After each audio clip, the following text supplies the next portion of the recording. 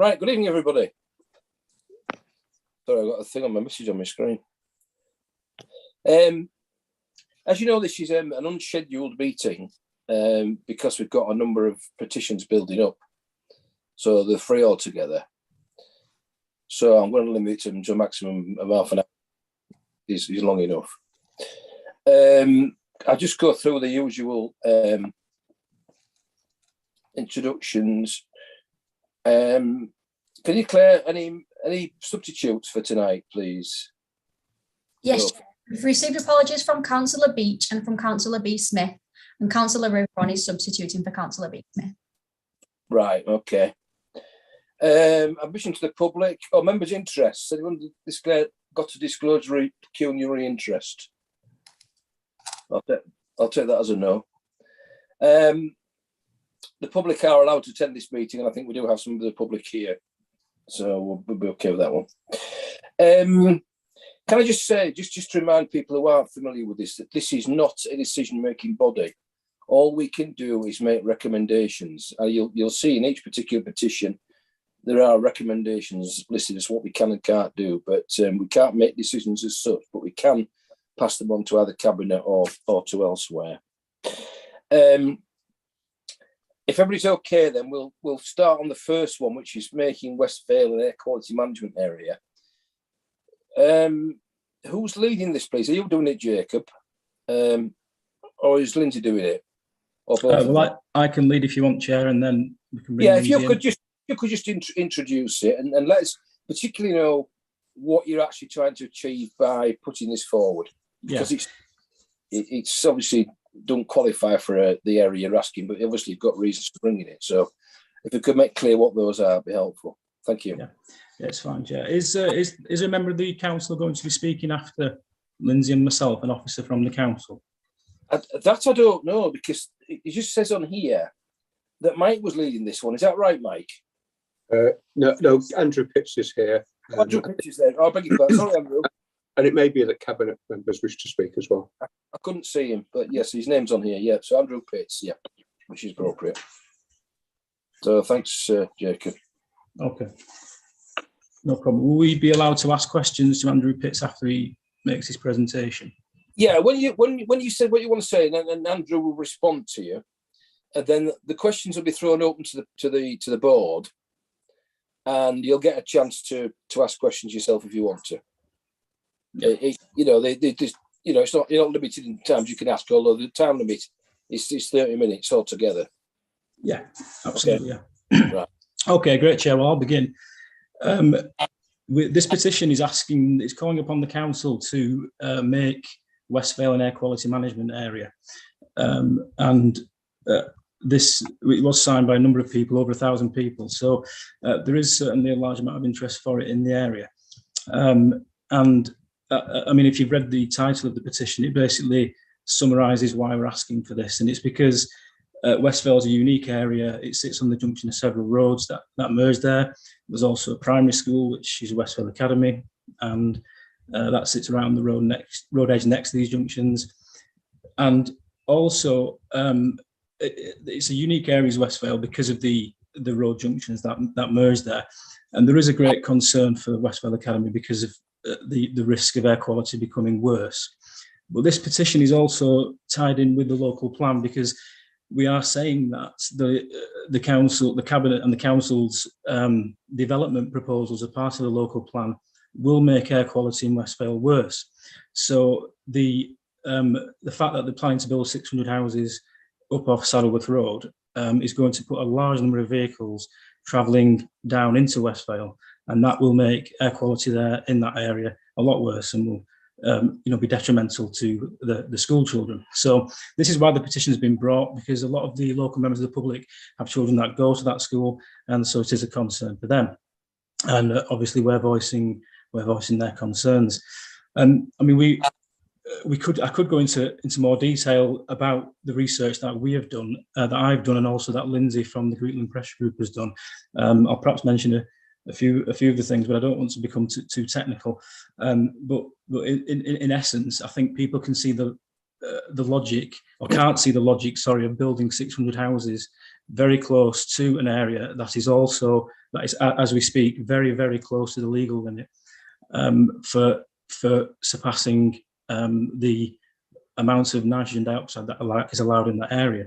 So that's one of the reasons why we brought the petition. But also, the other point that I would like to make is that, I mean, having done our research, we can see that in actual fact, air quality in West Vale has actually got worse since 2005, because we've got the figures from the council, and it was actually not improved in the last 15 years. It's actually got worse.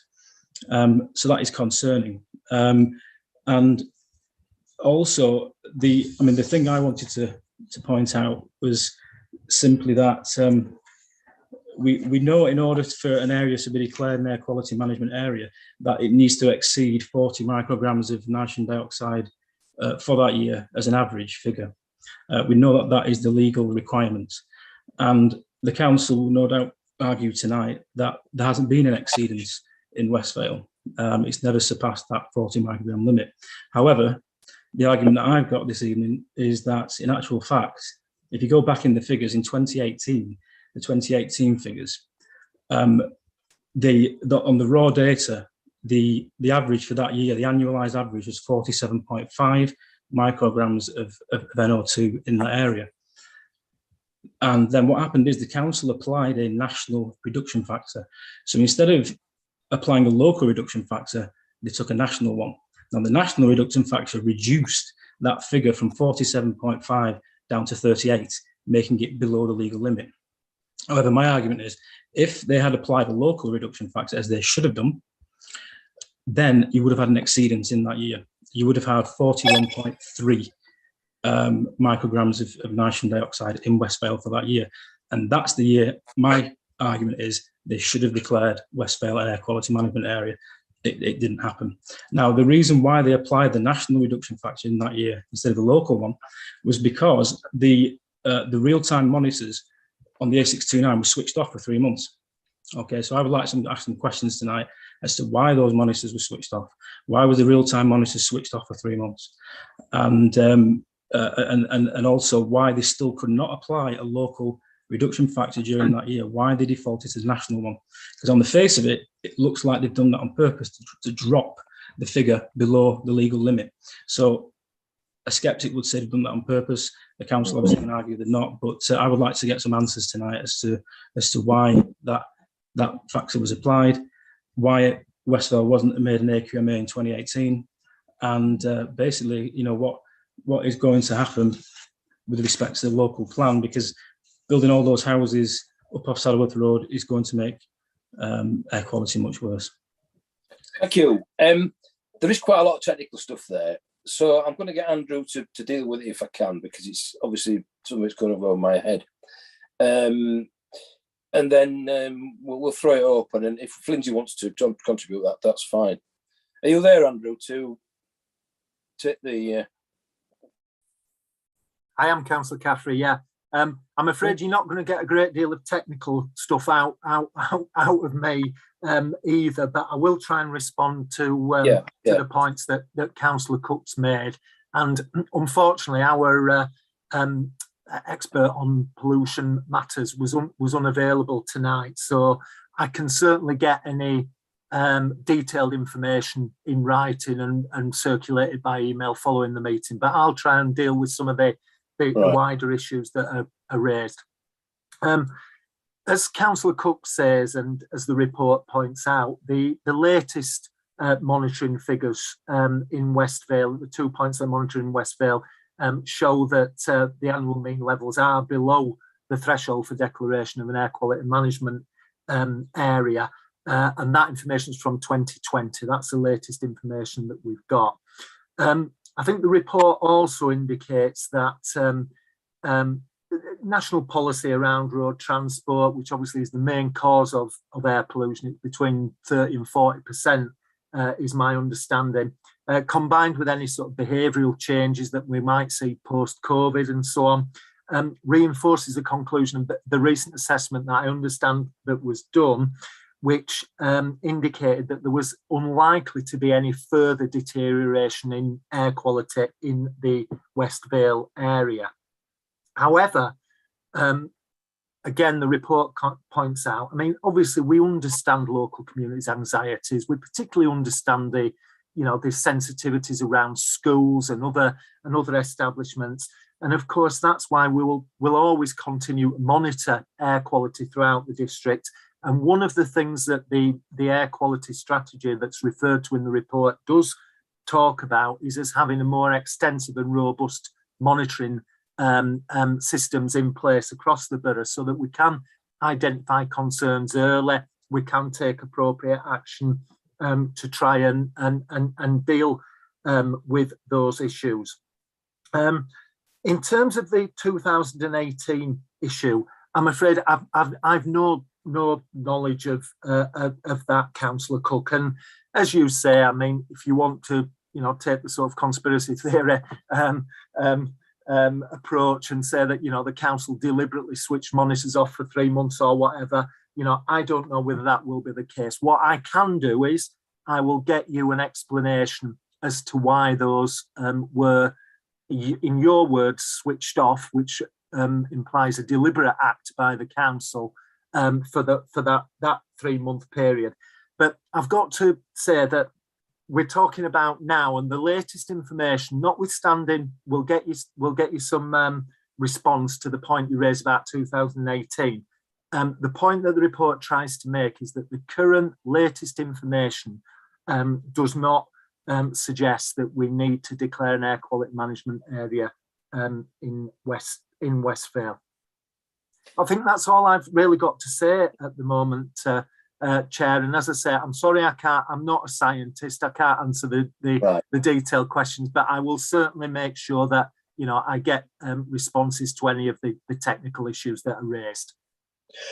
Did you deal there, Andrew? You may have done indirectly with the point about the local plan, the 600 houses. Is that something is it going to be recalculated when they're built or when they go into plan? Again, I'm not a planner, Chair, as you know, and I think I'd really sort of probably defer to Mike Lodge if I could on this one, because I understand we've had some advice from Ian Hughes as to this element of the petition. Are we? Right, I'm not aware of that. Mike? Bear with me, Chair. I'm just trying to find. Ian Hughes has written to me, and I have forwarded it to you, Councillor Caffrey, but you may have not seen it yet. Oh, and he says he's emailed me, and he said we've spoken about petitions to be dealt with at tonight's Place Scrutiny Board, particularly the one dealing with the request to make West Vale an AQMA. That part of the petition can certainly be discussed by the board, but it would not be sensible to discuss that part of it which calls for a halt to plans to build 600 plus houses off Saddleworth Road as part of the local plan. There is a very clear and extensive statutory process underway for the local plan, and to discuss one aspect of it in isolation and in this context would be inappropriate. So that was the advice from Ian. I mean, we could discuss the local plan on. I mean, we could talk for hours on the local plan, couldn't we? And I'd probably have some vocals to add as well. So yeah, you're quite right. I don't think we can do that, but we need to. I mean, the problem we got here, of course, is we can't address the technical questions because the expertise isn't here. No disrespect to Andrew, what you said is the guy that would know this isn't available. So, I mean, what do you want, Jacob? What we can do is further report on these figures and justify where they've come from. Yeah. But can I just ask why the expert's not here this evening, knowing this petition was being presented? Well, knowing we're going to ask. I mean, can I respond to that, Chair? Yeah. The reason is that the information that's in the report, in my view, is sufficient to address what the petitioners are requesting. The petitioners are requesting the declaration of an air quality management area. The latest information does not support that. I'm not aware of the 2018 issue that you've raised, and I don't think that's indicated in the petition. Had we been so, I would have probably been forearmed with an answer to that particular question. But from an environmental health perspective, the latest information that we have from the monitoring information in West Vale does not support what the petitioners are requesting, and the report simply sets that out.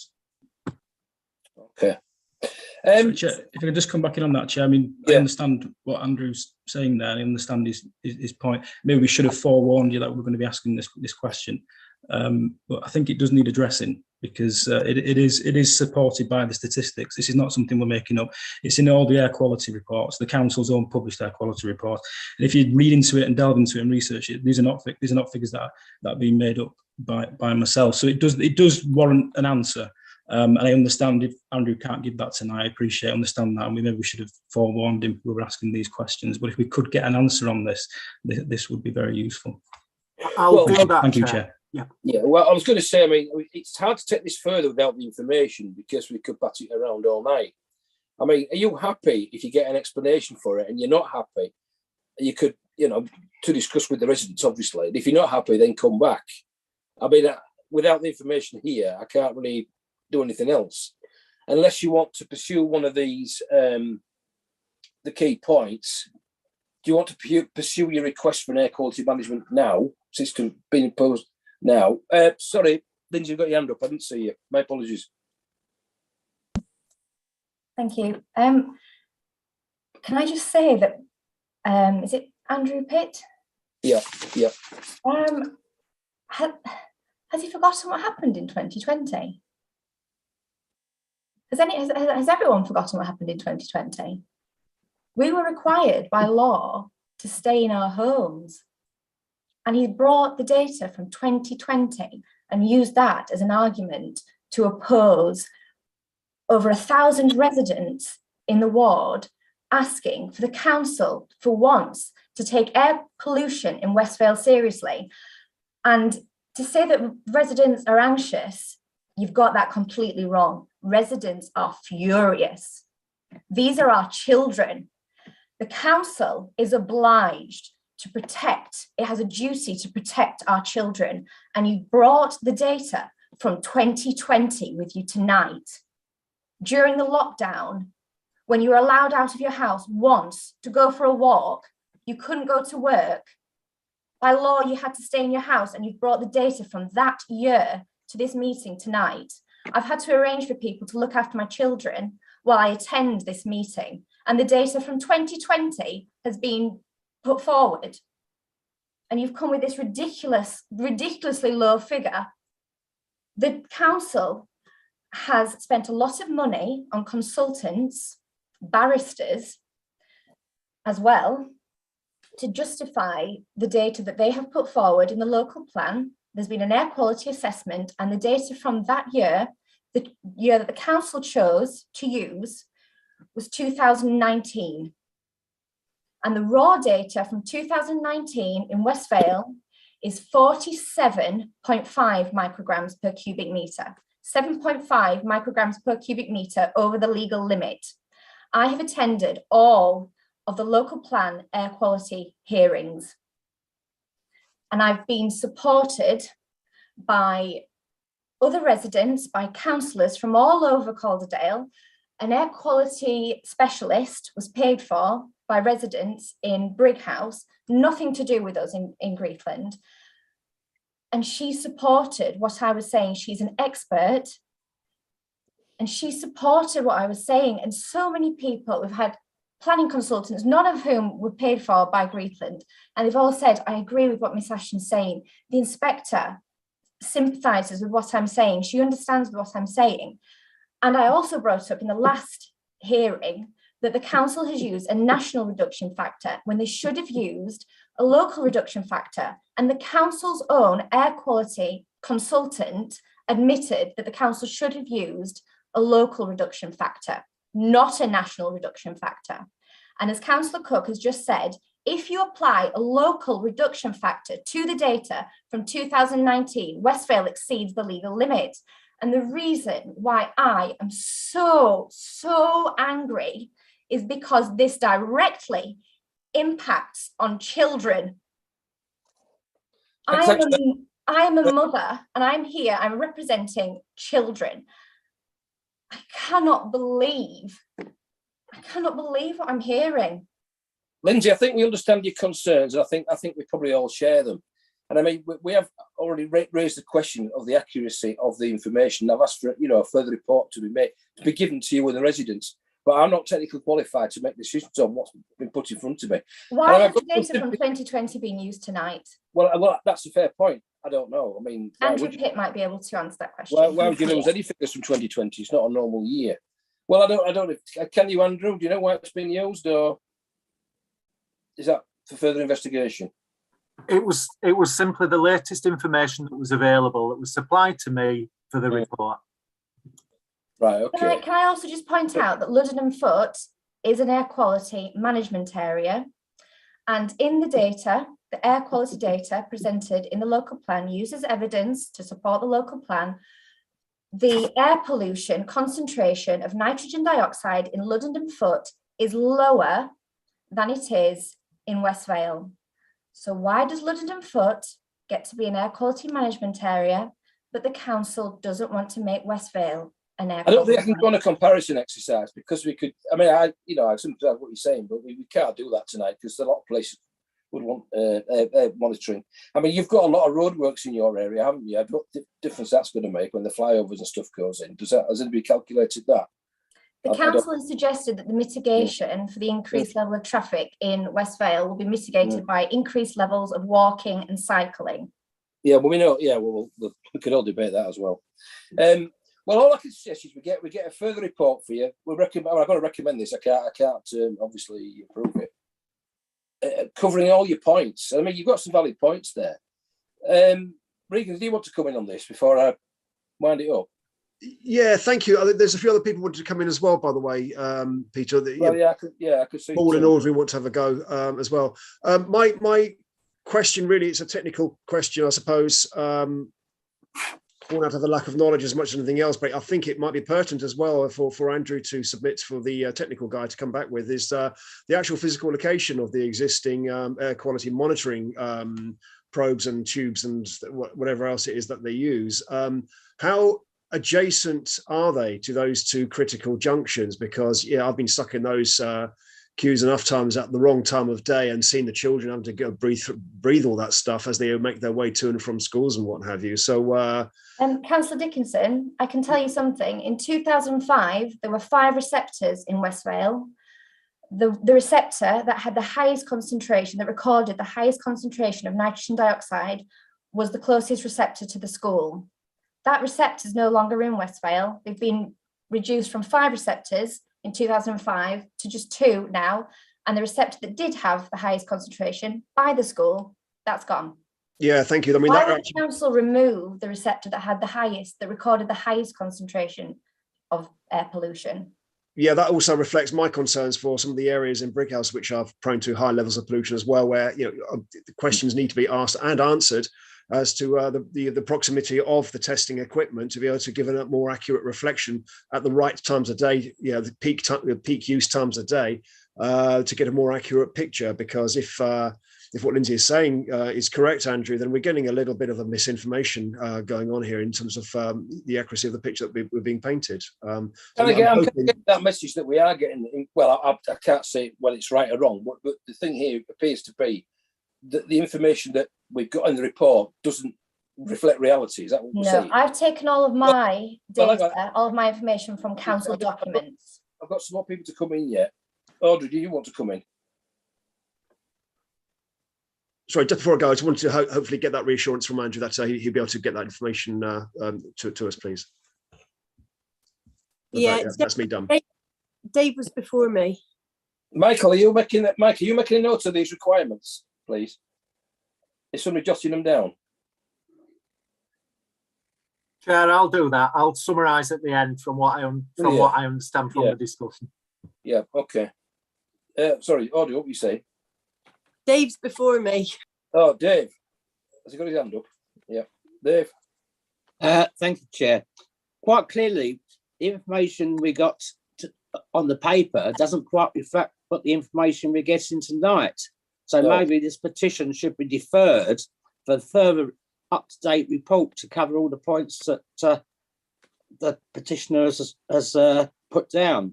Because after reading the report, it's quite clear to me that because the levels were under the government guidelines, and I was just going to move no action. But after listening to Councillor Cook and the petitioner, maybe we should just defer this until we get further information, up-to-date information. Well, yeah, that's what I was alluding to earlier on, that we haven't got the information to deal with the points that have been raised. And I mean, this is very valid points been raised, especially using 2020 figures, which is clearly not acceptable. But I really want to hear it from the people who've done it rather than make assumptions about where the information's come from. Audrey.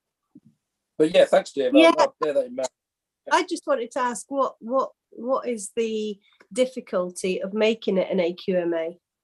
You know, why would it be so controversial for it to be made an AQMA? I guess it doesn't meet the criteria. I'm not suggesting. I'm not agreeing with that. According to the meet the criteria. And I mean, I don't know, Andrew, if you can answer, but I wondered, you know, do we take it over a few years? Do we take it over 1 year? Does it hit that magic number and we decide to make it an AQMA? Because if it is something that is sort of variable, and we've seen variations and we don't have all the correct data for 21, I mean, is it theoretically, if it meets the criteria over however many years, that it could be made into an AQMA? Well, I mean, are you recommending that, Audrey, that it's made an AQMA? Because if you are, I mean, we can put that forward as a recommendation, and the second recommendation we could be more information to make a reasoned decision. But you know, happy to do whatever the panel wants to do. Jacob. Yeah, it's my understanding that the council does have a discretion to declare an area an AQMA. It doesn't have to necessarily exceed the legal limit. I have asked this question to Ian Hughes before and asked for a legal answer on this, but I didn't get one. I didn't get a legal answer. But it's my understanding from reading the documents that the council does have a degree of discretion and could declare West Vale an AQMA without even exceeding the legal limit. But I think the answer to Councillor Smith's question is the reason why the council don't want to do that is it might jeopardise their plans to build houses as part of the local plan up off Saddleworth Road. So that's why they're reluctant to do it, in my estimation. I just come back. I mean, I'm happy to move that as a consideration. I think it would be good to see sort of like up-to-date statistics as well on what's happened in 2021. But also the other point I was going to make is a lot of the things, like Dave, initially when I looked at the report, I thought, oh, it all makes sense. You know, a lot of the recommendations are really good, but you have brought forward, Lindsay, some really, really important points. But I suppose some of the stuff in the report is really valid too, like the school streets and you know, and trying to promote walking and that to, you know, to school, because a lot of parents are also drivers, and that does, you know, it's sort of like a vicious circle, isn't it? If the air quality is not there, then you want to drive. But anyway, that's just I think it was a good report. It's a shame the data wasn't a bit more up to date. But yeah, I'm happy to say that we should recommend it to be considered for an AQMA. Okay, anyone want to second that? Happy to second that, Chair. Right, so can we have a vote on that particular recommendation then, that we go back to the Cabinet and say the air quality, we think this area should be an AQMA. Can we have a vote on that? What have we got? 1, 2, 3, 4. Yeah, I think that's carried then. So the answer to your petition is, I would say we can't make decisions, but we're recommending to the Cabinet that West Vale is made an AQMA. Does that go far enough? However, I still think on top of that, we do need to see this. Well, actually, by recommending this, the information will have to be looked at so the Cabinet can just consider whether it approves it or not. So we're going to get the report one way or the other, but I think it needs to be in the public domain. Yeah. Chair, can I add something here as well? Yeah, just a sec, Andrew. Sorry, yeah. Sorry, Chair. I was just going to say that I think there are some questions that have been raised tonight that clearly have, I think, are important enough for sort of transparency reasons that we need to get, you know, a clear answer to those.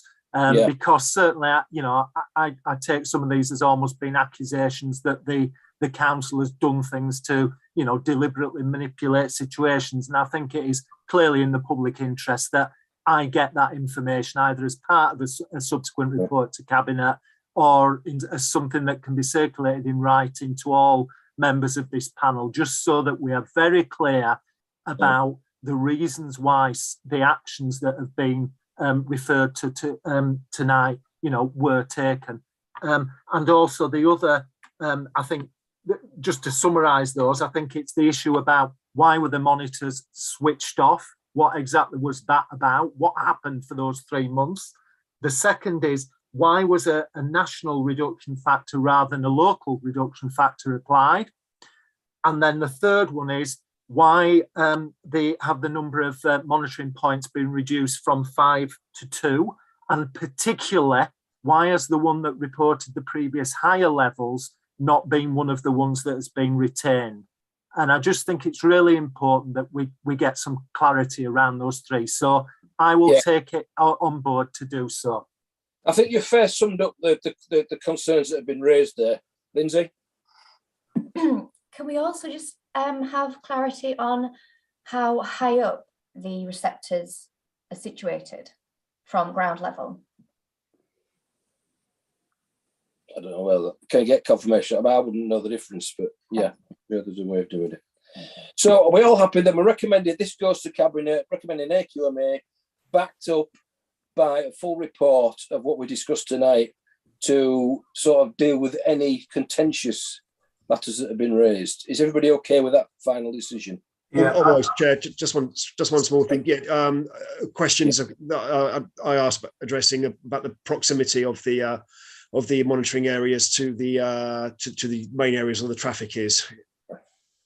Well, haven't we that been raised already about where the yeah, I did do that, but that wasn't included in Andrew's summary. I just wanted to make sure that it is. Right. Is it all right, Andrew?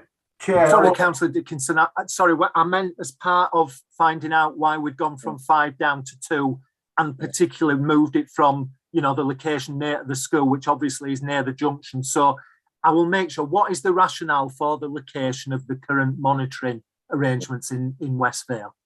Okay, then I think I'm happy with that. Thank you. That's kind of what you're asking, isn't it? Yeah. Chair, if I can make some points as well on this.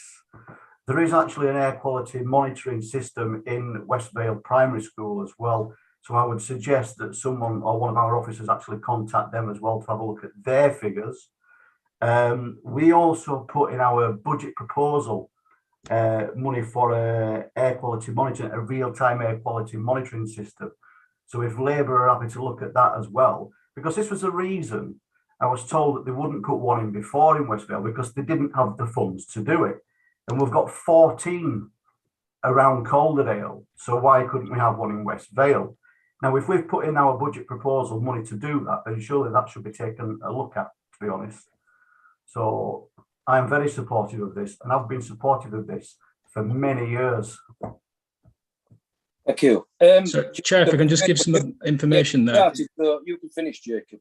Sorry, yeah, I just wanted to say well, do you want me to sum up? Very, very pleased with the recommendation that's been made tonight to make West Vale an air quality management area. I know there'll be a lot of people in the local area that will be welcoming that recommendation and pretty much celebrating tonight and thinking that's a fantastic result.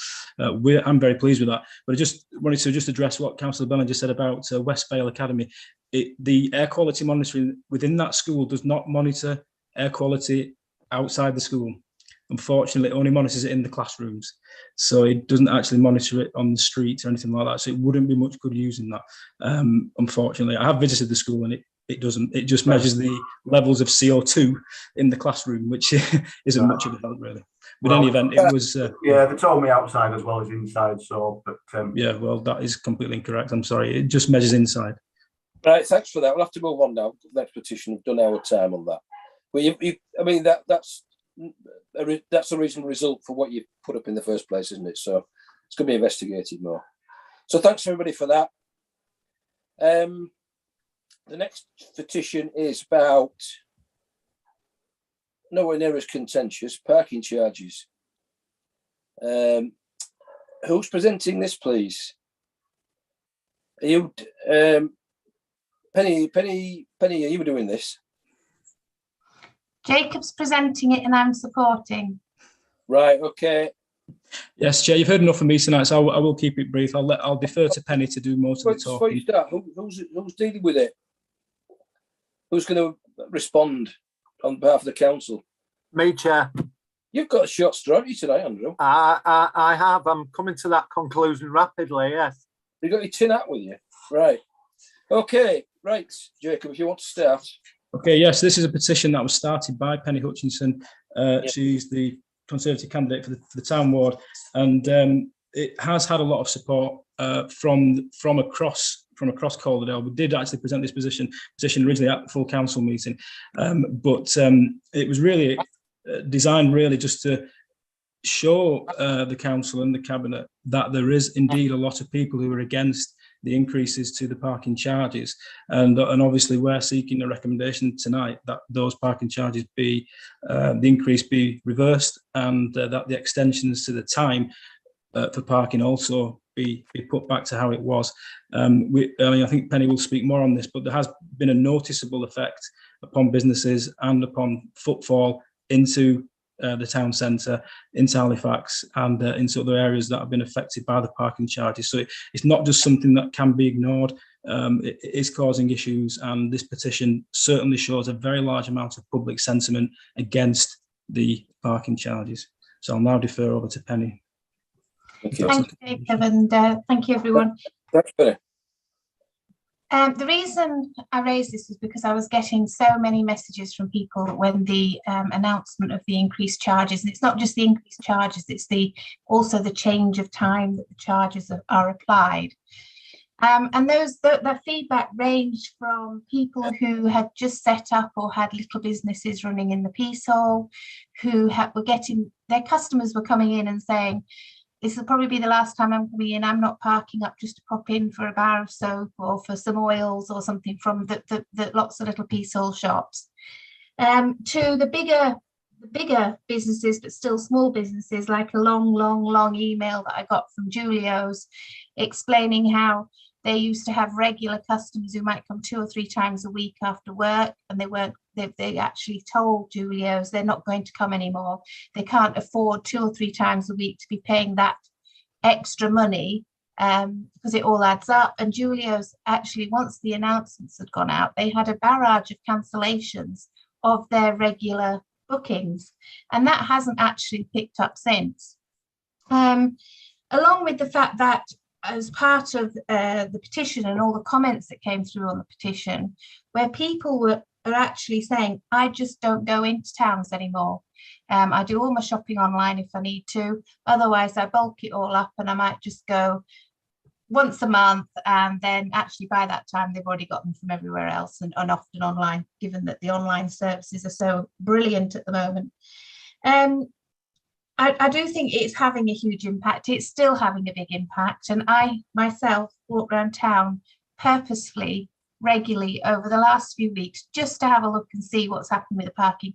There are lots and lots of spaces free. There are lots of spaces free in the evenings. I think Felicity mentioned when we were in the meeting the other evening that there was loads of parking spaces free. And I do see that really regularly.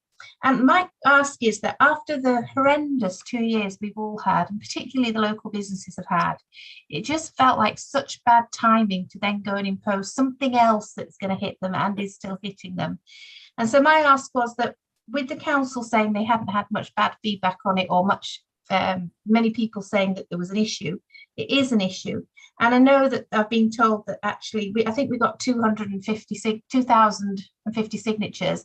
And I know some of those have been taken off because they were outside Calderdale. And I understand the purpose of why that is done. That is the rules of the petitioning. And I totally understand that. We do also have to remember that some of those people have contacted me separately to say, actually, I came up to visit my XYZ friend, relative, and while I was there I used to go into Halifax town, so I quite like looking at things, and I don't anymore. So whilst we have taken those off the list, let's also remember though they're still impacting our businesses. They were spending money in our shops, in our businesses, and now they aren't, and that's the real hit of this.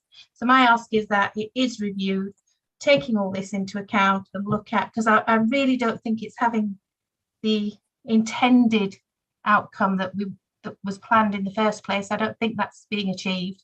So I'm not really sure what is being achieved by it. I don't think the financials, as I understand it, aren't as significant as they could be given the impact it's having. So that's it. Thank you. Thank you. I've got three members wanting to speak, but Andrew, do you want to deal with that before I bring them in? Or do you want to hear what else? Thanks, Chair. No, if I could just very, very quickly just give a little bit of a summary, and I'm sorry we didn't provide a written report, but I will be brief. And I know Councillor Lynn will want to add something as well. I think there are four things I want to say really. The first is, I think it's very important that we're clear what the extended charges mean. They only apply to the 1, 2 and 4 hour on-street parking bays and the short stay car parks in Halifax town centre. So it is important to be clear that all the long stay car parks remain free after 6 o'clock, bank holidays and on Sundays, and also all the long stay on street parking that we have in Halifax. And by long stay, I mean more than 4 hours. That's our definition, remains free as well. So there is still significant amounts of free parking available.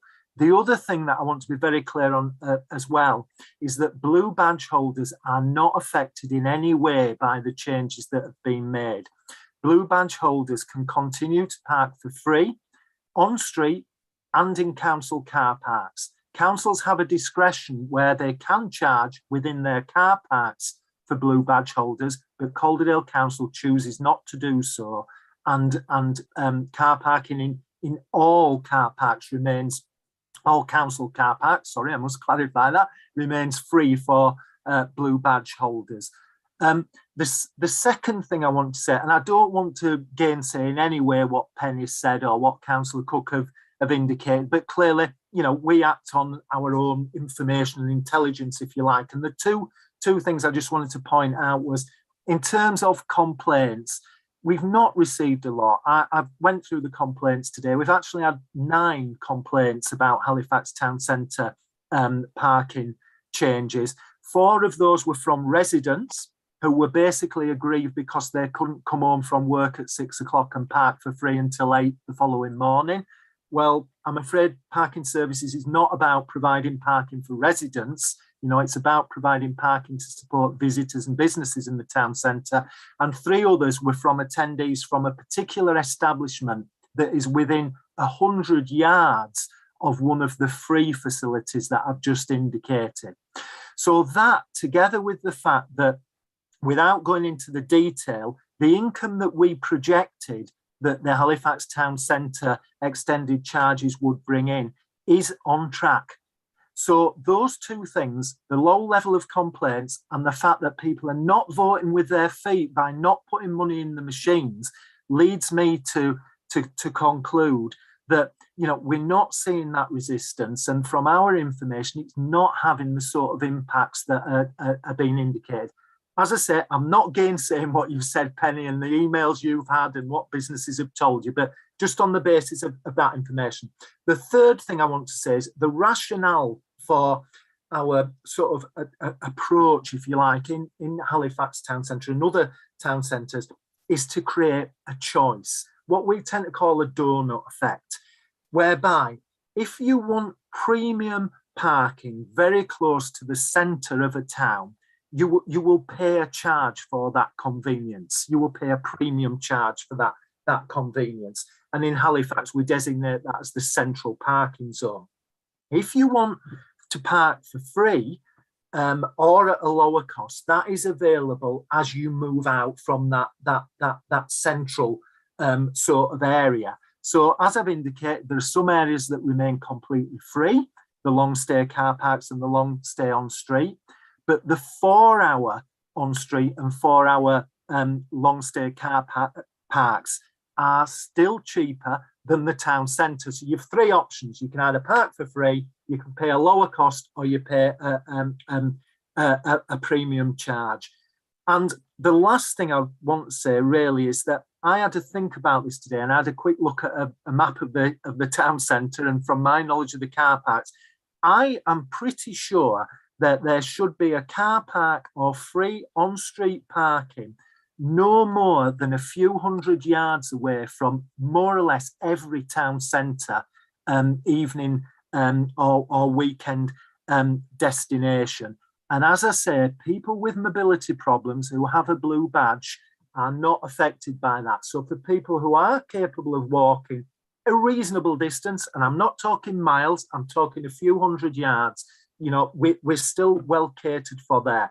Just quickly to run through the car parks, we've got King Street at the bottom end of town, Mulcher Hall Road, moving round to Northbridge Leisure Centre, moving round to St James's Road, King Cross Street, Victoria Street, Hanover Street, and then looping round the other end of town, Prescott Street and Union Street.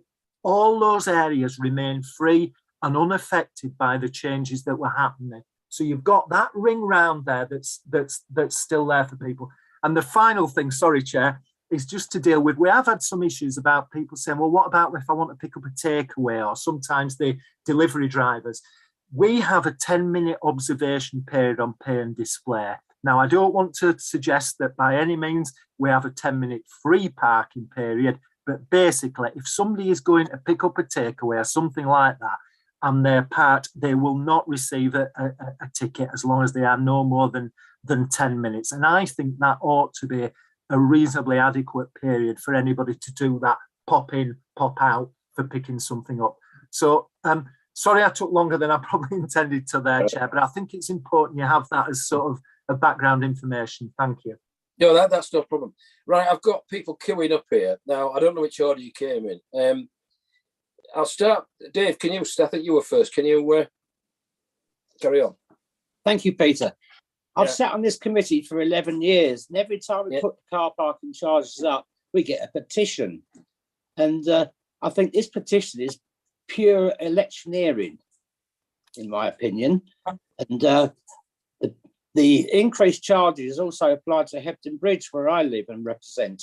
And I have not received any emails at all on this subject as a ward councillor. So you've got to put things in perspective here.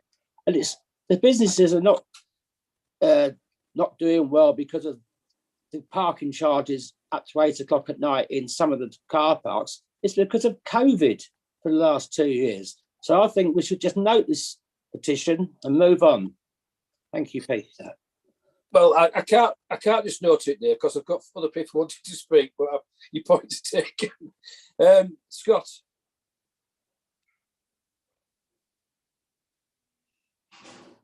I think you're on mute. I am sorry, Chair. Thank you. Thank you for that. We also, I mean, I'll speak, but we also have a guest in Sean, who's from a nighttime establishment bar called Duke's in Halifax as well, who I think wants to speak at some point. Yeah, I mean, I'll try not to go over the bits that Andrew said. Andrew sort of covered quite a few of the points I was going to make in terms of that choice that's available, and I think that's worth repeating.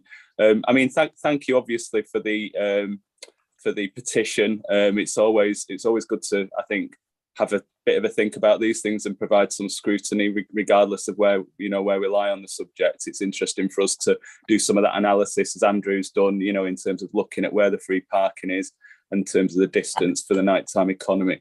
I mean, interestingly, 20 years ago in London, I wouldn't like to describe us to London, but 20 years ago it was £4 an hour to park there. I think I'll just leave that hanging.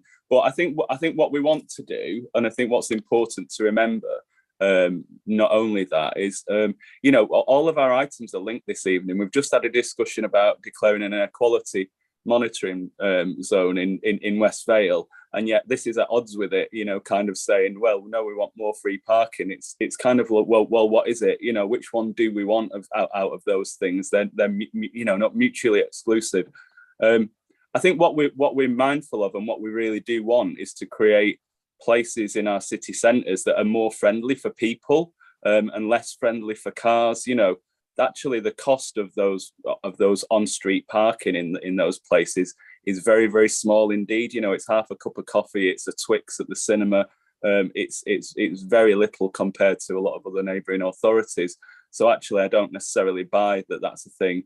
I mean, I actually tried to invite another couple of businesses as well this evening, and they really wanted to attend but told me they were far too busy at the moment. So I guess that, just as a bit of stark relief in terms of what we're being told, is interesting. I mean, I think what's happening here is actually we're being transparent in the charges, because you don't get free parking anywhere. You might think that you do at the supermarket or out of town shopping, but you don't. It's factored into the cost of everything that happens while you're inside that establishment. At least here there is clarity about that. And while we're thinking about, air quality, climate change and all those kind of things, we have to make some of these choices. Actually, we want to make Halifax a place where people don't just go to, but then come back and bring their mates, because they say, this place is really great. We can do the kind of things we've done in Brighouse with parklets. We can do some of the stuff that happened during COVID in terms of people being able to put their tables and chairs on the street, plant more trees. I think, we need to be mindful about what we're trying to do here, and a slight extension of our charging is kind of part of that journey. I think, free parking has been shown by multiple studies not to work in terms of increasing footfall. You can cite a number of these. There's a place in Ireland, Castle Bar, that did a specific study on this a few years back, and they showed it increased footfall by absolutely nothing. And that's because adding more cars to a town space isn't the answer. Actually trying to remove some of that and encouraging active travel, encouraging people to try and come on different ways, and most importantly, to tempt people back onto public transport after COVID, I think is, a really important thing that we need to do and remember. As I said, sorry, Chair, Sean is here from Dukes. I'm not trying to tell you how to run things, but just to be mindful of. Well, I saw him here, but he wasn't waving at me, so I have to put in the bottom corner here. Can we try and keep these comments brief, because I've still got people queuing up. Sean, do you want to say something now? Yeah, sure. Can people hear me? It's the first time I've done this for a long while. Excellent. Yeah, we opened Dukes in April last year in the middle of a pandemic. Not the best idea, admittedly, but we have gone from strength to strength. Penny mentioned Julio's struggling in September. That was in the middle of the rumours of endless lockdowns. All businesses were struggling with cancellations, be it a restaurant, a bar, anything. We're solely a bar, a little bit of food, but we've just gone from strength to strength, regardless of parking charges. I've watched the town get better and better on an evening. If businesses are facing cancellations, it is, I would say, not a direct reflection of parking charges. Sorry about that. It's COVID at the end of the day. It's people getting used to coming back out again. Sorry about the dog. You set mine off. Yeah, we've watched everything go from strength to strength. We opened with outdoor service. It was brilliant. We're having some of the best weeks we've had in a long time this month, and yeah, parking charges haven't affected it whatsoever. Businesses, like Penny mentioned, the Peace Hall, businesses are not getting trade. They close at 4 o'clock, so they're not affected by the parking charges. We encourage cycling. We've had a grant from Cycle City Connect to provide cycle storage and locks to encourage people to be active. We're not encouraging drink riding, but we have a selection of probably 30 alcohol-free beers. So we want people to come to the pub, regardless of whether they want to walk and drink or whether they want to ride and have a few alcohol-free and just enjoy being out in the centre of town. That's great. Well, thanks for that. They get the other side of the argument. I've still got people queuing up, so can you try and be brief? Mohammed, have you spoken yet? You haven't, have you? You're on mute. Still on mute.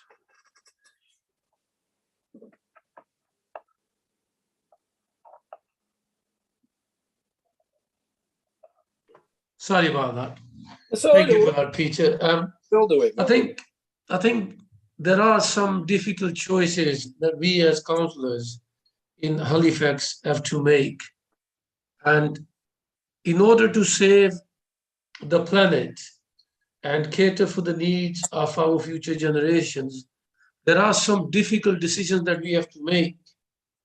Unfortunately, in an ideal world, we should be able to provide more car parking, but we can't, because as Scott has already reiterated, this has a huge impact on the environment and climate change. Therefore, even though it might sound as if we are not catering to everyone, but we have to look at the majority and see what's beneficial for the majority. And the future is try to get more people to use public transport and reduce the use of car transportation, and therefore reduce air pollution and many other health issues which are associated with air pollution, environmental pollution. And therefore, not only that, in terms of finance, the council has only a small amount of options in order to increase their finance. At the moment, unfortunately, central government isn't helping. And this is one way of raising money for the council. And I'm in favor of reducing cars and trying to get more people to use public transport. And this is one way of encouraging people to walk more, be healthy, be considerate for the environment. So I'm all in favor of listening to partitions and to concerns of our constituents.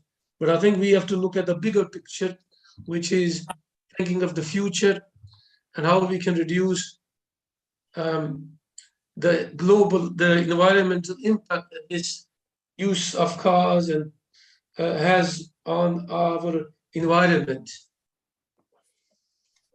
That's my take overall. Thank you. Thanks for that. Jenny, have you got your hand up? I can't see it on my screen. Yeah, okay. Do you want to speak? Yes, I can. Thank you very much. Right, and I'm conscious that we're nearly out of our half hour, so I better. Yeah, we are. Yeah, you said it for me, so can you keep it brief? Nothing personal. Yes, I will. That's everybody. Yeah. Well. First of all, the main thing I want to say is, well, first of all, thank you very much for the petition, because I think it's a good idea. It's important that we listen to it, and I think I've probably provoked it by saying we haven't received an awful lot of opposition, and I think Councillor Cook decided to sort of put him on his mettle, really. But anyway. I would like to just follow on from what my Park Ward colleague Shazad Fazal has just said, which is to say that we need to think about, what's fair really here. And if you're coming into town on the bus, you're going to pay a damn sight more for your bus fares coming in from anywhere, from Elland or from North Halifax or whatever. You're going to be paying a damn sight more than you would be just to park your car. So I think we should just need to bear in mind that if the idea that people are not going to be prepared to have a meal out, which they might very well be spending 10, 15, 20 pounds or 30 pounds if it's two people or whatever on, that they're not going to be prepared to pay an extra £1.60 or £2 or whatever, I just don't think holds water, really. I also don't agree that, and I can't speak about the other towns because the town I'm most likely to know about is the town where I live, which is Halifax. I honestly don't agree that it's that much quieter. I think it is a bit quieter than it was, and I actually do think, I'm going out for a meal. I'm booked to go out for a meal with friends in town tomorrow night, and so maybe I'll find out something different. But to be honest with you, it'll be the first time tomorrow night that I've been out for a meal. Because like everybody else, I've been reluctant. I think we will see trade picking up. I don't think we'll find that the parking charges are making a tremendous difference. And I hope very much that the scrutiny panel will decide to set the petition aside. Thank you. Thank you. Audrey, been very patient. Yeah, I'm probably going to repeat things, but yeah, Sowerby Bridge is an AQMA. I'm delighted that parking charges might actually stop people, make people think twice about using their car. And I haven't had that many complaints, only one or two. Also, all evidence shows that people spend more when they're walking or getting the bus. And I've got a thing here because I went online to see if I could get some objective evidence rather than just going all the time on what I believe, first of all. But the best thing I came up with was this, and this is a report from Shoop in 2014, and it says, parking doesn't just come out of thin air. So this means people who don't own cars pay for other people's parking. Every time you walk somewhere or ride a bike or take a bus, you're getting shafted. So I'm going to leave it at that. We'll talk about buses next. Penny, do you want the last word before we go to a vote? Sorry, Chair. Councillor Bellinger's been waiting to speak as well. Who? Councillor Bellinger. I just wanted to say something as well, Chair. Yeah, Chair, you've missed me out again, Chair. Okay, see you on top of the screen. I tell you, this is why I like it really live. Sorry, Paul. I'll start waving then, shall I, next time? Yeah, well, yeah, okay. Yeah, I mean, a couple of things really. I'd like to know, I mean, probably can't, mention it here, but the figures that it's actually bringing in, the parking fees from, from now, and how much that costs us against the staffing to run this on an evening time. What's the difference between the two? How do they offset each other? The other thing we haven't spoke about is there's a certain element of people here that this matters a lot to, and that's the young women that work in the town centre on an early evening time that really need to try and park somewhere close to their cars, need to park somewhere close to where they work, so they're not having to walk far when it's dark on their own once they've finished work. And that's something that was actually raised to me by a young lass who works in the town centre, that she says, she can't afford to park now in the town centre when she goes to work. And she's having to do that job to try and, bring more money in to feed her kids and keep a roof over her head. And now she's finding it expensive to do that.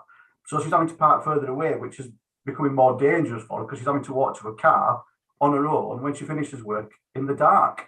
So, one of the things I think we need to look at here is part of the safer streets for those people who are actually working in the town centre.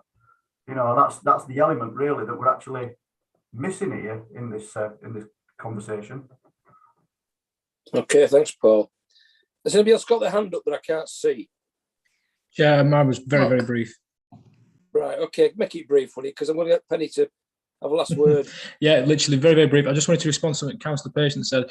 The two petitions do not conflict because the West Vale petition is born really out of concerns for building 600 houses up off Saddleworth Road, which is going to bring over 1,000 cars through West Vale. So in actual fact, that's the reason that petition's there, because it's going to put tons and tons of cars on the road going through West Vale. And so that's the reason that petition came. Fair enough, that's a good point. Penny, you want to wrap up? Yes, 4 very quick things. First point is that I think Councillor Patient mentioned about free parking. The petition has nothing to do with asking for free parking. I don't particularly advocate free parking. I think the second point is that we need to be clear on the response I got when I initially raised this. The response I got from the council was the changes have been recently introduced in Halifax Town Centre are designed to encourage a turnover of parking spaces. So we're either looking at getting more cars to keep turning over, so you've got different car using the same car parking space, or you're trying to deter cars from coming in because you're working on air quality. So which is it? Because those are completely clashing with each other. I think the other point was the Julio's data. I think someone said that I got it from September. I didn't. That was just up to Christmas time. And on the Dukes one, I'm delighted for you. I've been in. It's brilliant. You're doing an amazing job, and I hope you keep doing so. The slight difference between Dukes and shops and restaurants is there's not many people who will drive into town and then go and visit Dukes. And that was my summary. Thank you very much. Thank you, Penny. Right, Mike.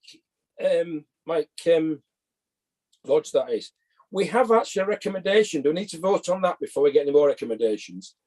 The recommendation, well, the request for the petition rather, is to overturn the parking charges. Does that require a formal vote, or is it up to? I think, Chair, if I may. I mean, Councillor Young did make a proposal earlier on, but yeah. If you want to make, If you got to make the recommendations, Chair. I suspect Councillor Young's coming back to me on the same one, but I'm just questioning whether I need to do both, or whether I could just go to Councillor Young's proposal. You can go to Councillor Young's proposal, and if that falls, then you can get another proposal, basically. Right. So Dave, do you want to propose what you proposed last time? Yes, Chair. I propose we just note the report. Okay. Does anybody, have you got someone to second that? I'll second that. Is that Audrey? Oh no, Helen, sorry, beg your pardon. Right, who's in favour of that then?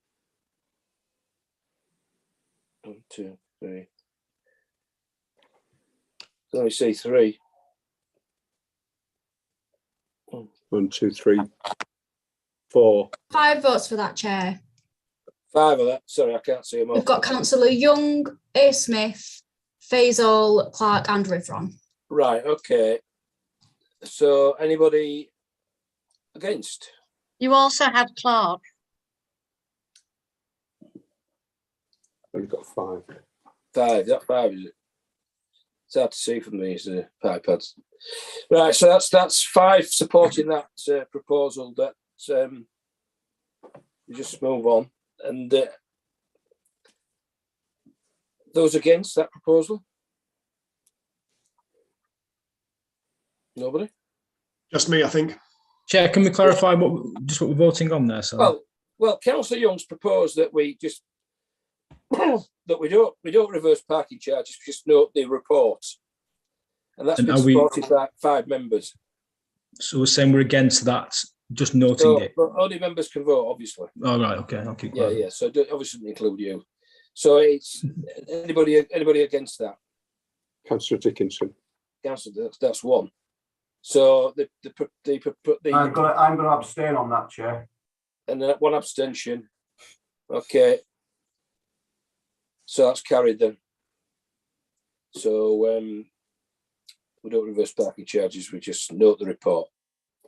Thanks all for taking part. We'll move on to the next one if possible. It's again about public transport. Scott, are you dealing with this? I know you've got a guest, haven't you, here? Yeah, thank you, Chair. Thank you, Chair. Do you want your guest to go first, or do you want to go first? What's that? Sorry.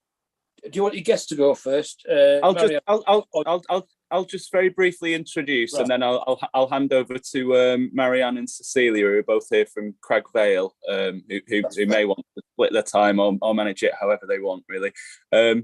Yeah, thank you. So I'm here with a different hat on today, sort of as a ward councillor for Ludden and Foot, and obviously the petition that I presented at full council, which was over 600 people, and it's specifically around rural buses, really, specifically the bus that runs up to Crag Vale, although it's a wider issue in terms of semi-rural and rural wards like mine. There are other places like Midgley as well that are having sort of social isolation issues and various bits due to inconsistent or lack of services in general. And I know this is something that the West Yorkshire Mayor has on sort of her priority list. But in terms of how it's affecting Crag Vale, sort of throughout COVID, they've seen a real reduction in not just the quality but the frequency of the service. And some of this is impacting people in different ways, from children trying to get to school, from older post-16 students trying to get to Woodhead College and further, as well as people trying to access some of the quite 1 or 2 business parts that are up Crag Vale, as Toplands and the other ones. So it's been really challenging, actually. And what we've found is that it's been really hard getting some of that data, because they're very small buses. You'll know what these rural buses look like. So what happens a lot of the time is people have got on and tried to pay with contactless or whatever, and the technology hasn't worked. So they've just waved them on for free, which then skews the data and makes those buses look like they're ghost buses with no one on there. Anyway, I won't ramble on too far. I'll invite Marianne and Cecilia to sort of add to it. So if that's okay, Chair. Yeah, no, that's fine. Thanks for that, Scott. Yeah, Marianne, do you want to start? Yeah, thanks very much, and thanks for giving us this opportunity. Thanks for the support we've had from Scott and from our other ward councillors for this petition.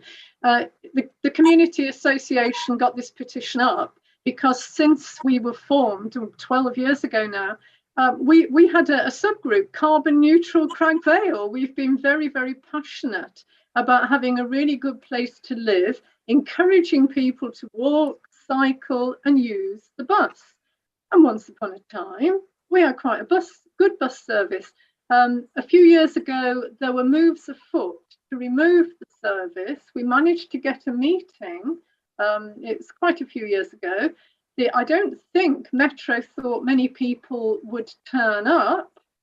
8 of us did actually turn up late to the meeting because the bus was late, but there were 80 people all giving evidence about how they wanted to use the bus. And a key problem has been reliability. And when we first contacted Metro, when we were having so many problems with a new timetable that nobody knew about, we bore with it during COVID. We expected the buses to be reduced. But then a new timetable appeared. It's not on any of the lampposts or the bus stops where it should be. So it's really quite interesting if you want to know whether or not there is a bus. Metro's response was, there'd been a very, very poor bus usage, which, I must say, we all scratched our heads because we knew it had been used. However, we then started to look at what was actually happening, and we discovered that the evening buses after 9 o'clock had been knocked off. They were very popular. I can't help thinking that our petition absolutely links into your 2 previous ones, because people were using the bus to go to and from Halifax and Hebden Bridge to the cinema, to theatre, to restaurants, to pubs, and those evening buses had gone. People also came and explained to me that they had been using the morning bus and the evening bus. The morning bus time has changed to get to and from work. And then they discovered that when they were back in work after COVID, the bus times had changed. One poor woman said she got the train as usual to Mytholmroyd, waited for the bus, waited for 40 minutes and then had to walk home in the dark because there was no bus.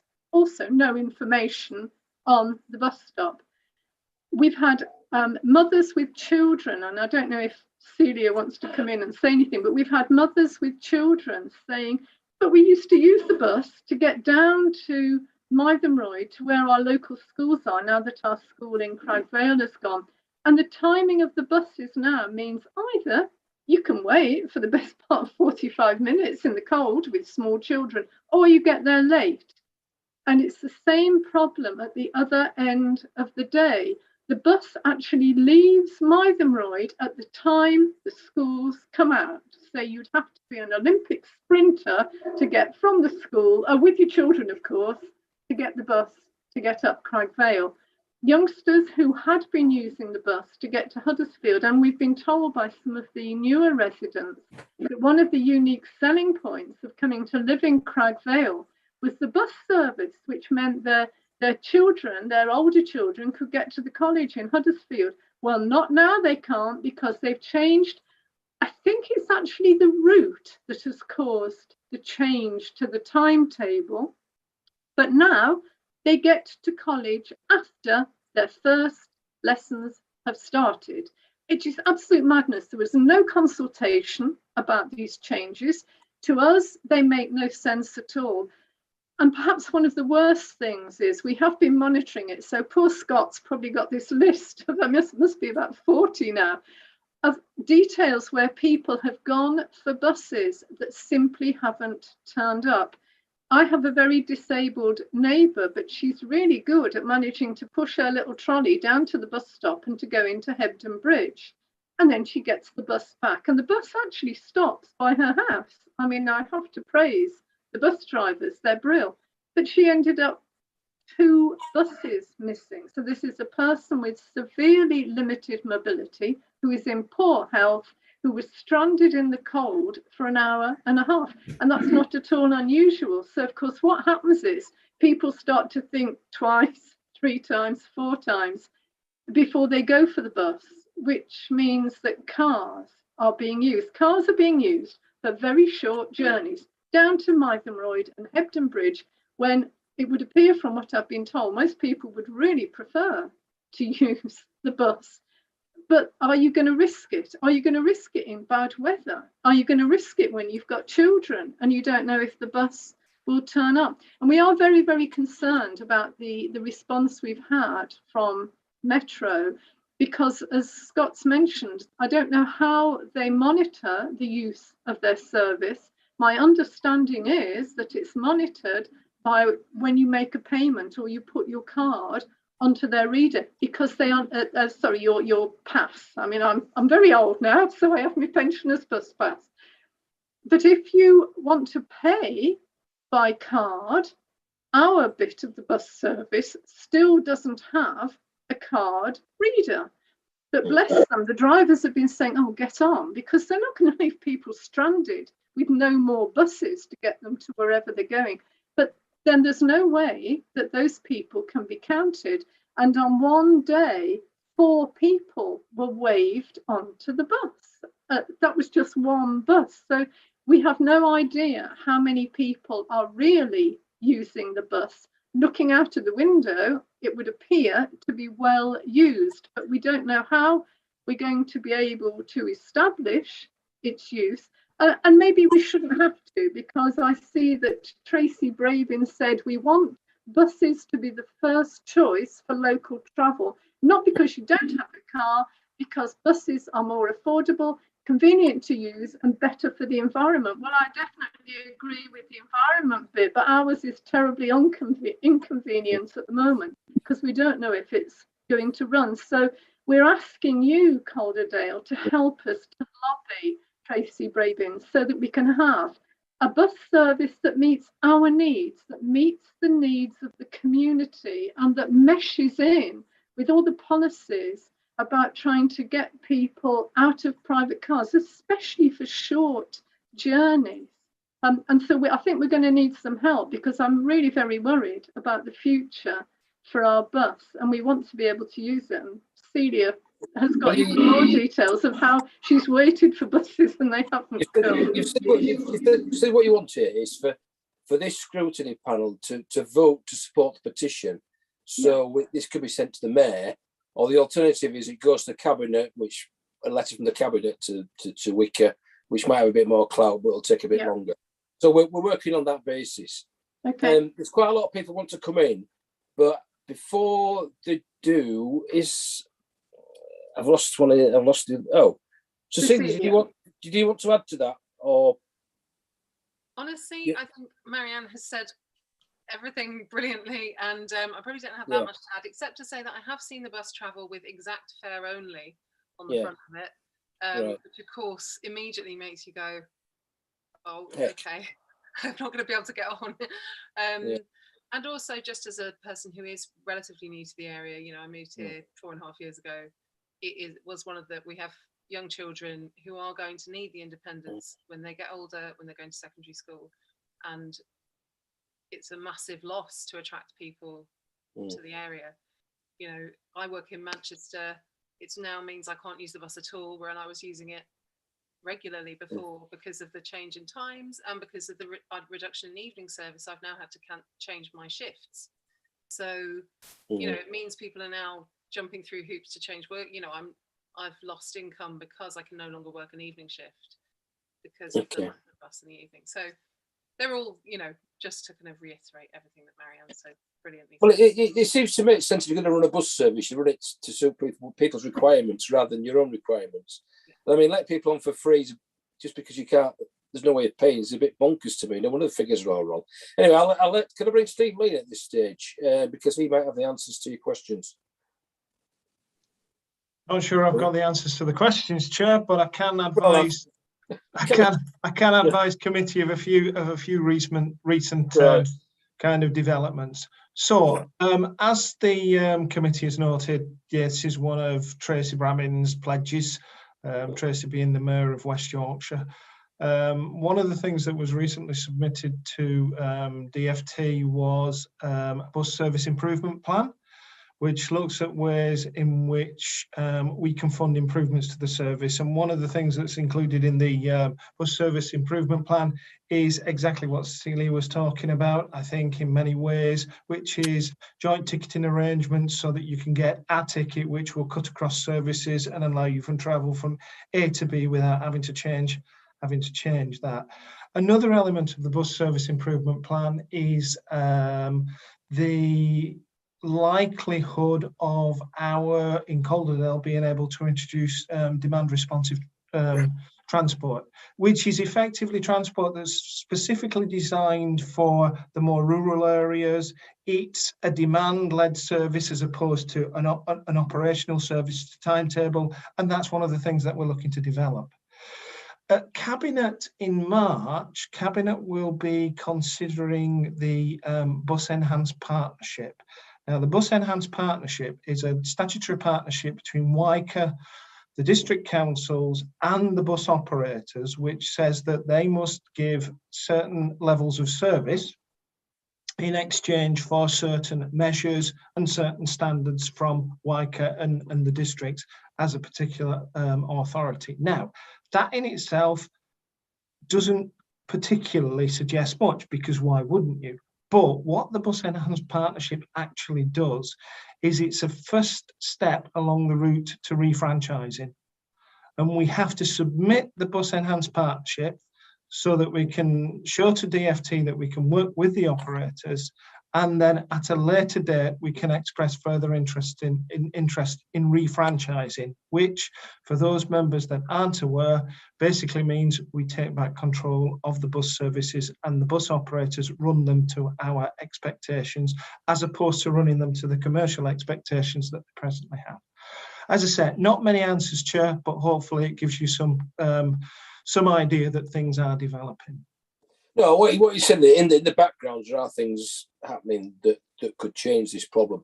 And I think the other thing, the point you made is actually, although we can put a petition forward and support it, the decision is actually at the end of the day West Yorkshire Combined Authority Transport Committee, isn't it? So we can only do so much. We can make our voices heard, but they'll make the decisions. But I mean, again, rural bus service have been hit, and if it helps at all, Marianne, our bus service nearly got knocked on the head because there was nobody using it, because they took the figures after the road had been collapsed for 6 months and the bus wasn't even running, but they said the figures weren't enough. So I know exactly what you mean about figures. Chair, if I can just say, nothing I said there should preclude committee deciding to write to the mayor. Making the point that we can't make decisions, but we can actually, as a committee, vote for a letter the petition to go to the mayor with our support, which is not the same as an instruction, it's a request. So you're quite right. I just want to make that clear that we can't make decisions. Sorry, Audrey. Yeah, fully support the petition, but just and Scott said it and Stephen said it. We really need to look at our bus service and the rural bus service especially. And I suppose just to make you aware, there is a group called Better Buses, and that's quite interesting to get involved in. Again, as a campaigning tool to try and push for a better bus service, across the whole of West Yorkshire. Thank you. Regan.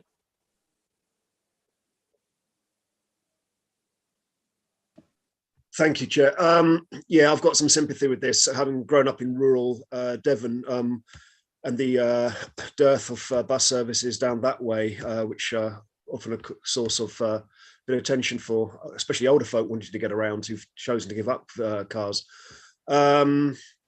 But it also has a wider impact as well. I mean, I'm listening to a lot in terms of the rescheduling of timetables and everything else like that, and the loss of service. And with regard to my own ward, the 363, which passes through up Huddersfield Road on its way to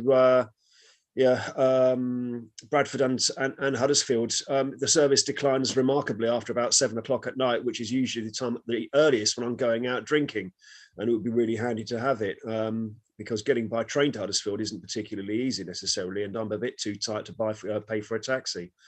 But similarly, also the roaming route, as I call it. I think it's the 549 that goes from the top of Rastrick at Field Lane through to Halifax, which also comes through the Brighouse ward as well. I've seen that bus late at night, and it's very poorly used. So you can have a sympathy for the bus companies not wanting to restrict those services. So it just surprises me that I'm not disputing what Marianne's saying, that a well-used service is, if it's worth their while doing it, for it to be maintained. But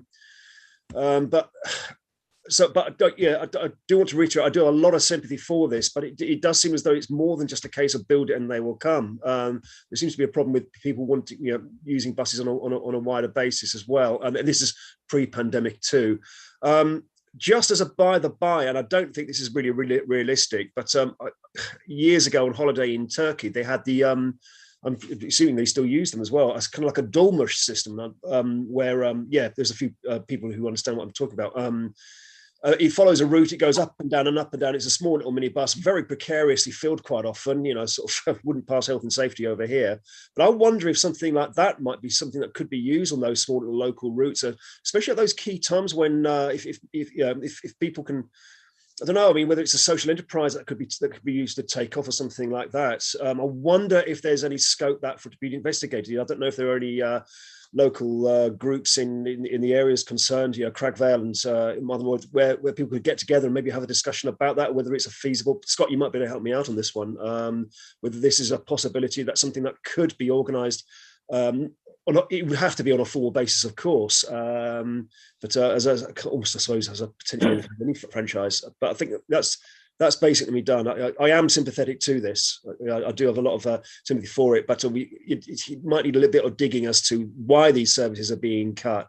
Letting people on for free up to a point will disguise the statistics. Maybe there needs to be a button that sort of says I had to let them on free because they couldn't pay properly. But it doesn't make sense to cancel a service if it's being well used and if it's worth their while. Thank you. Thank you, Regan. I'm going to bring in Helen, followed by Stephanie, and then Scott wanted a word, didn't Scott, as well? So, Helen, over to you. Thank you very much. Well, as somebody who does travel by bus and doesn't drive, I would like totally support the petition, and I would like confirm some of this from my own experience. The issue about readers, yes, that's happened to me as well. It's not worked, so I've been waved on for free. So clearly that's distorting the figures. Where we have cheap, affordable public transport that goes where people want to go, people will use that, and that's been the evidence all over everywhere in the country where I've lived. But you do have to have all those parts of the equation. When it stops being used, it's usually because it ceased to go where people want to go at the time they need to use it. And again, whilst I didn't have direct experience of the issue around colleges, I've certainly had similar experiences in other parts of the country. The time changes, people can't rely on it to get to work or to college, so clearly they have to find an alternative. The other thing I would say about affordability, even with the changes, it still is cheaper for me to get a return tram from Rochdale to Oldham, around 7 miles, I think, than the just over a mile from Boothtown into Halifax. So we really do have to do something about affordable bus travel in Calderdale. Finish there, other people want to get in, but just for the message, where it's cheap, where it's affordable, where it goes where people want, people will use it, and that will improve air quality, reduce dependence on cars, and all the other things we want to see. Thank you. Councillors Young, Bellinger and Faisal also indicating to speak. Mohammed, do you want to speak? Yeah, I'm in favour of the petition because I feel our rural communities in Calderdale are extremely important. And I am very saddened to hear this, that they are finding that Metro isn't providing the relevant buses, considering that Metro is subsidised by the central government. And we in Calderdale do pay vast amount of money towards it. And it's extremely important that rural communities are provided a bus service. I am extremely shocked and disappointed with Metro. I think we need to do more to cater for their needs. I think you're right. I think part of the problem here is not just the fact there's no bus, or there are buses, but they come to the wrong time, go at the wrong time, and go to the wrong places. I think that's the problem. You know, you can probably get a bus, then you don't want it, which defeats the object of a bus service. And it's not just here; it happens everywhere. Steph. Thank you, Peter. Thank you, Chair. I'm going to say more or less the same as everyone else, really. I do think these bus operators need to do some sort of customer needs analysis, and I don't mean just about how many people are on buses, but what times they need that bus to run somewhere. It's not good if it's far too late to get you to your workplace. Yeah, a customer needs analysis, but yeah, I support this completely. Yeah. And definitely passing it on to the mayor. Yeah, no, that's what we're after. Yeah, Paul, did you have your hand up? I did, Chair. Yeah, I've changed the colour of my hand, by the way. If you notice, just in so you might be able to see it. I can't see it. I'm on an iPad. The top row, that's you, yourself, and Jenny Lynn and Dave Young's head are cut off. So I've got no chance of seeing your waved hand. I must know it's some of the iPad settings or something. So we'll sort that out. I certainly welcome this petition, to be quite honest, as well. It's something that, from the other side of Halifax, compared to where some of you guys are, where the petitions come from, I have the same issue up here with a lack of bus service in the rural area, which means a lot of my elderly constituents struggle to get to the local doctors, basically, because the bus route doesn't go past their house, and it actually cuts off partway down. The bus that does come through cuts off partway down and goes into Elland, so it misses out West Vale totally, where the doctor's surgery is. So a lot of my elderly residents are having to pay like £10 to get a taxi into West Vale and back out. So yeah, there is an element of people that we're actually missing due to the poor bus service and reliability of them. We tend to see a lot of the bus companies really fighting for the busier routes. You know, Illingworth and Mixon, then you could see 11 buses an hour possibly going to places like that because they know they're going to make the money there. But, you know, that's not fair on everybody else in Calderdale. And I can understand bus companies need to cover the costs and make money to keep running. But unless you put a reliable, regular service on, it doesn't have to be every hour. You know, at least if people know that there's going to be a bus every 2 hours, something like that, within that rural area, then at least they know they can rely on that bus and they can make plans around the time that that bus is actually due. But it has to be reliable.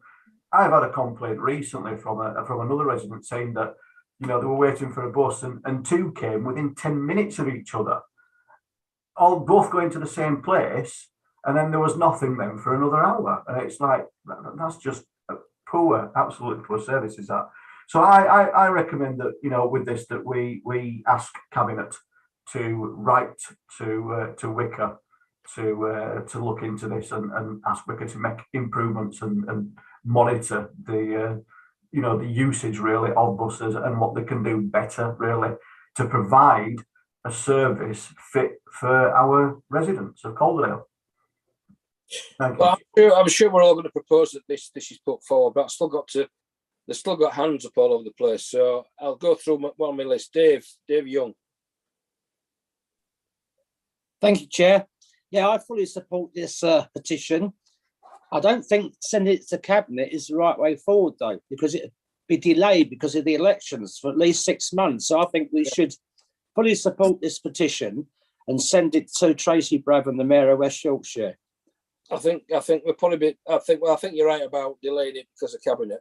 But I think, well, I accept what you say. I think everyone agrees with you, but I've still got to let people speak, Dave. So, Scott, do you want to come in here? Jenny, do you want to speak on this? Yeah, just ever so quickly. My goddaughter's mum, Ethel, works in a care home. She does 12-hour shifts up somewhere near Ainley Top. Just before Christmas, the poor lass had finished a 12-hour shift, and the 503 never came, and then the one later on never came. And her back was absolutely killing her. And I know other people who work long shifts in doing work like care work and everything, and they don't have a car. And when I picked her up in the car, because I'd taken her daughter to the pantomime, and eventually I managed to get hold of her at 9:15 and run her home in my car.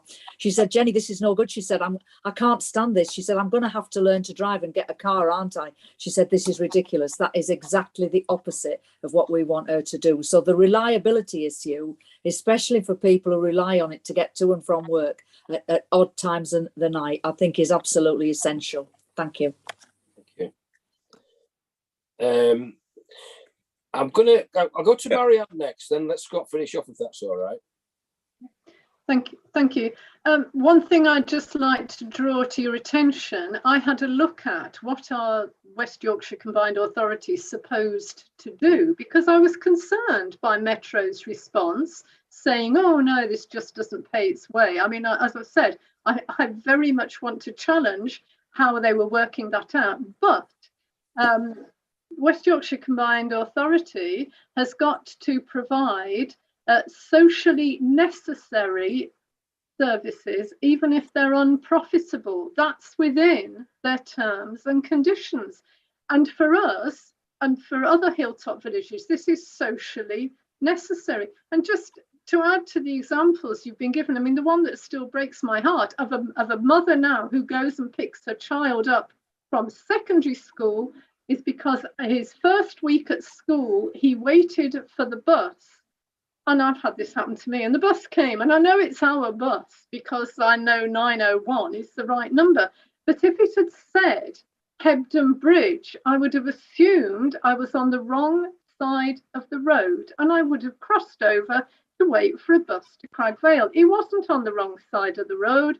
They hadn't put the right information up. He was left very, very, very distressed. It was the first time he tried to get a bus home, and he's not doing it again now, and his mum's not going to risk it. And I think the worst thing is when a service becomes unreliable, you do this, well, can I risk it? I'd rather use the bus. Yeah. You know, am I going to risk it? And our evening buses, I'm not sure which the council was saying was, well, perhaps something could be done locally. Our 2 evening buses, one at 10 o'clock and the last one at 11 o'clock, I can definitely confirm they were well used, because I was one of the people going to our local pub. I don't mind walking down to the pub, but it's a heck of a hike up the longest continuous hill in England to get back to my house. And those 2 buses have been knocked off. Now, if it was because people weren't able to pay the exact fare or didn't have a card reader, and therefore it looks like nobody was using it, but I think there's quite a lot of us who can confirm those buses were being used, but now people are using cars. They're using cars to go to a pub that's, you know, only a mile and a half away because they've got no choice. Mm. Yeah, I thought it's a good point. That Scott, before I go to Dave to read reinstate his recommendation, do you want to wrap up? Yeah. Thank you, Chair. And I'll just be a couple of minutes. I mean, like Celia, I do some work in Manchester, and I'm green with envy of their B network, you know. But that's taken a while to develop, you know, and I don't think we can wait the 2 or 3 years it's likely to take Tracy, you know, to develop something similar within West Yorkshire. You know, clearly as a ward councillor, there are 2 issues here. There's the wider issue around rural buses that clearly we need to tackle and make sure we speak to Wicker. That, you know, and we do have a seat around the table there. But also as a ward councillor, I really want to sort the Calderdale service out now, you know. So that's kind of my priority. So there's kind of 2 divergent things there. I really want to thank Cecilia and Marianne as well. You know, they didn't do this on change.org where you can get anyone to sign it. They're out there in all weathers going knocking on people's doors, you know, in and around the community, and they gathered over 600 signatures, and that's over December and January. So I think that's a massive achievement. So, you know, well done for doing that. I think as well, like, you know, we've talked a lot about air quality and climate change and all those kind of things today. And you know, having a sustainable and reliable, you know, bus service is key to some of that challenge. I've got stories about pregnant mothers waiting for the bus that never came, you know, people that have cycled up there and had a puncture and have waited for a bus to come to connect them, and they haven't, and they've had to wheel it down in all weathers. You know, not everyone's as good as us on bikes, Peter. So, you know, these buses are a lifeline for some people. So yeah, I mean, nothing more to say, just apart from the fact that it's really timely. Thank you for all your very positive comments on this, and hopefully we've got a bit of a battle plan about how to tackle it going forward. But it's all well and good us taking things like climate emergency and sustainable transport seriously, but we do need the private sector and those buses to get on board as well. Yeah, thanks for that, Scott. Yeah, thanks, Marianne, and thanks, Cecilia, for your eloquent presentations. They're very informative. And I think you've got a lot of support with this board. I'm reading that between the lines. So, Dave, are you proposing, going back to you, that we support the petition and refer it to the Mayor with the support of the Scrutiny Board? I don't know what the mechanism for that is, but I'm sure there must be. Yeah. Thanks, Chair. Yes, I move that the Place Scrutiny Board fully support this petition, and we send the letter off to Tracy Brabham, the Mayor of West Yorkshire, and try to get it sorted out as soon as possible. Okay. Can somebody second that, please? Thanks. Yeah, what carries the most weight, Chair, coming from the Scrutiny Board or from Cabinet? Well, that's the question I asked early on. I don't know the answer to that, but if it's going to be Cabinet, we can't do it apparently because of the election, so it's going to be delayed about 6 months. It could take forever, so we're sticking with the original recommendation, if that's all right. Can we add something? Put your hand up there.